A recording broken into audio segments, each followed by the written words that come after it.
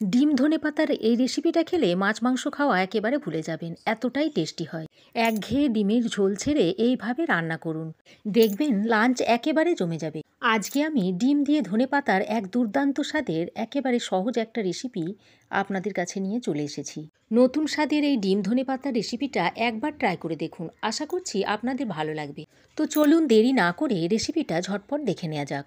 নমস্কার বন্ধুরা, তিয়াশাস রেসিপিতে সকলকে স্বাগত জানিয়ে আজকে আমি শুরু করতে চলেছি ডিম দিয়ে ধনেপাতার এক দুর্দান্ত স্বাদের রেসিপি। ডিম দিয়ে ধনেপাতার রেসিপিটা বানানোর জন্য এখানে আমি 5টা সেদ্ধ ডিম নিয়েছি।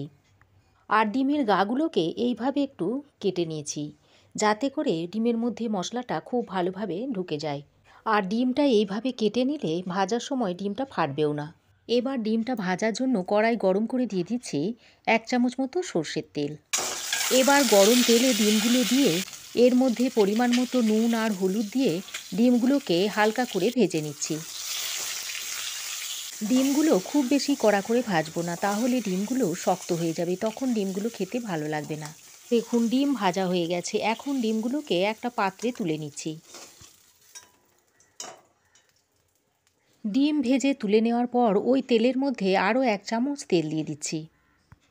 তারপর ওই তেলের মধ্যে কিছু কেটে নেওয়া আলু আমি দিয়ে দিচ্ছি।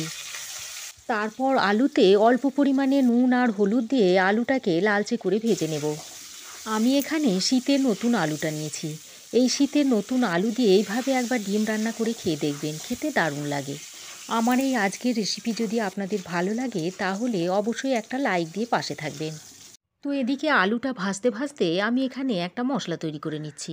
তার জন্য মিক্সিং জারের মধ্যে দিয়ে দিলাম একটা বড় সাইজের কুচানো টমেটো আর কিছুটা ধনেপাতা, আর দিয়ে দিচ্ছি একটা কাঁচা লঙ্কা।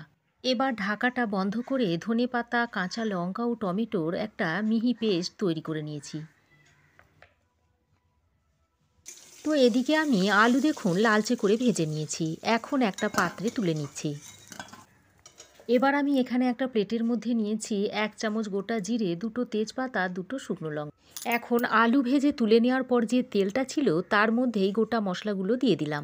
গোটা মশলাগুলো দেওয়ার পর তেলের সঙ্গে কয়েক সেকেন্ড ভেজে নিয়ে এর মধ্যে দিয়ে দিচ্ছি একটা বড় সাইজের কুচনো পেঁয়াজ। পেঁয়াজটা দিয়ে পেঁয়াজটাকে খুব ভালো করে ভেজে নিতে হবে। পেঁয়াজটা যাতে তাড়াতাড়ি নরম হয়ে আসে সেজন্যই রান্নাতে আমি যতটা পরিমাণ নুন লাগবে সব নুনটাই এখানে দিয়ে দিলাম। তারপর নুনটা মিশিয়ে নিয়ে আরও একবার ভালো করে পেঁয়াজটাকে ভেজে নিচ্ছি।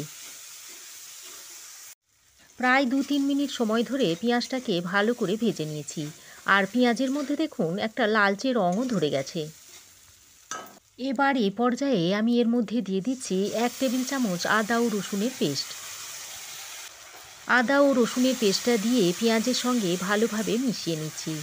যতক্ষণ না আদা ও রসুনের কাঁচা গন্ধ চলে না যাচ্ছে ততক্ষণ পর্যন্ত মশলার সঙ্গে এইভাবে কষিয়ে নিতে হবে।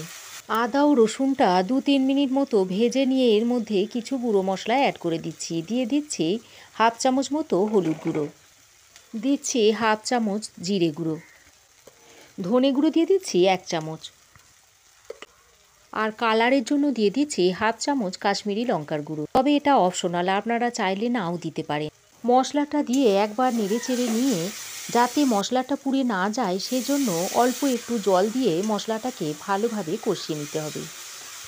মশলা খুব ভালোভাবে কষিয়ে নেওয়া হয়ে গেলে এবার এর মধ্যে টমেটো, ধনেপাতা ও কাঁচা লঙ্কার পেস্টটা দিয়ে দিচ্ছি।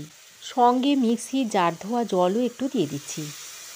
টমেটো, ধনেপাতা ও কাঁচা লঙ্কার পেস্টটা দিয়ে সব কিছু একবার ভালোভাবে মিশিয়ে নিচ্ছি।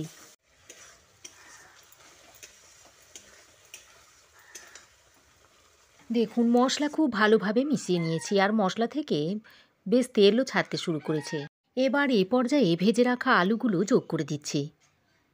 আলুগুলো দেওয়ার পর মশলার সঙ্গে খুব ভালোভাবে মিশিয়ে নিচ্ছি। আলুগুলো মশলার সঙ্গে ভালোভাবে মিশিয়ে নিয়ে এর মধ্যে দিয়ে দিচ্ছি পরিমাণ মতো গরম জল।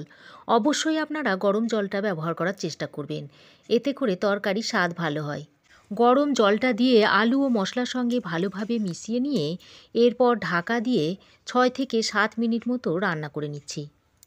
6-7 মিনিট ঢাকা দিয়ে রান্না করার পর ঢাকাটা খুলে আরও একবার ভালো করে নাড়াচাড়া করে নিচ্ছি।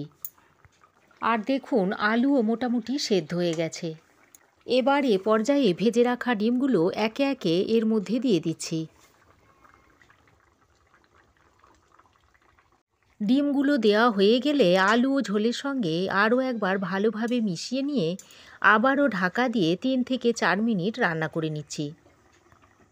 আরও 3-4 মিনিট ঢাকা দিয়ে রান্না করার পর ঢাকাটা খুলে আরও একবার ভালোভাবে মিশিয়ে নিচ্ছি। এখানে চাইলে আপনারা শীতের মটরশুঁটিও যোগ করে দিতে পারেন। রান্না মোটামুটি শেষের দিকে। এখন আমি এখানে দিয়ে দিচ্ছি স্বাদের ব্যালেন্সের জন্য অল্প পরিমাণে চিনি, আর দিয়ে দিচ্ছি 1 চামচ মতো ঘি, আর অল্প একটু গরম মশলার গুঁড়ো। চিনি, ঘি ও গরম মশলাটা দিয়ে আরও একবার ভালোভাবে মিশিয়ে নিয়ে ঢাকা দিয়ে গ্যাসের ফ্লেম বন্ধ করে আরও 3-4 মিনিট স্ট্যান্ডিং টাইমে দেওয়ার পর তরকারিটা আপনাদের সার্ভ করে দেখাবো।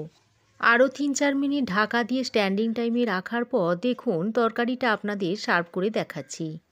তো বন্ধুরা, আজকের আমার এই ডিম ধনেপাতার রেসিপি আপনাদের কেমন লাগলো অবশ্যই কমেন্ট করে জানাবেন। ভালো লাগলে একটা লাইক ও শেয়ার করবেন। পাশে থাকা বেল আইকনটা অবশ্যই প্রেস করবেন।